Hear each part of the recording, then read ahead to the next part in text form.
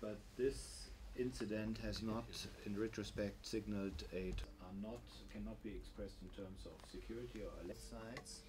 Detainees which, the cases of all of which have to do with border or the Sarkozy-Medvedev agreement as applying to Georgia applies only to Georgia minus the... I think during the first year of our presence, the tensions along the administrative boundary lines have decreased considerably. When we came, both sides expected renewal of hostilities in a relatively short span because of unfinished agenda of the other side, and now nobody is talking of that anymore. So I think we've contributed a lot to the stabilization. The task we are on at the moment is confidence building, and it's not very simple.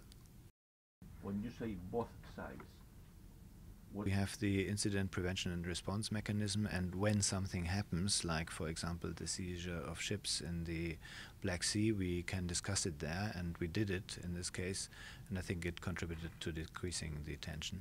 I think the mission is... Well, we'll have to work, as I said, on the confidence building, using the incident prevention and response mechanism to make the boundaries more passable for the civilian population, to take away the problems that resulted from armed conflict from them, and gradually contribute to both sides talking to each other again with the objective of achieving something. So concerned by status arguments. I mean, Well, as you know, the Russians, after the conclusion of the first part of the Sarkozy-Medvedev agreement, i.e. the agreement of the 12th of August, recognized the two entities.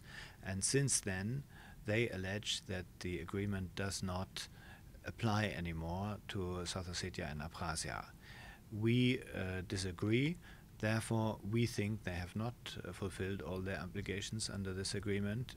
For example, retreating their forces to their previous lines of deployment, while they allege they have. And the Russians have ever been saying that South Ossetia and Abkhazia is the gist of it, at least. Now there's very little... Well, I think we'll have to live with this state of affairs, because the Russian presence is a fact of life on the ground. And we'll have to make the best of it by applying these mechanisms for confidence building that we have, and by alleviating the situation of the civilian population. That's as far as we can get for the moment. About the same time as you see about the conditions under which they can cross. The mandate of the mission has just been prolonged for 1 year. I think there will have to be a debate on how we go on after this next year, but we still have some time to lead it. Probably expensive to produce. Only for military.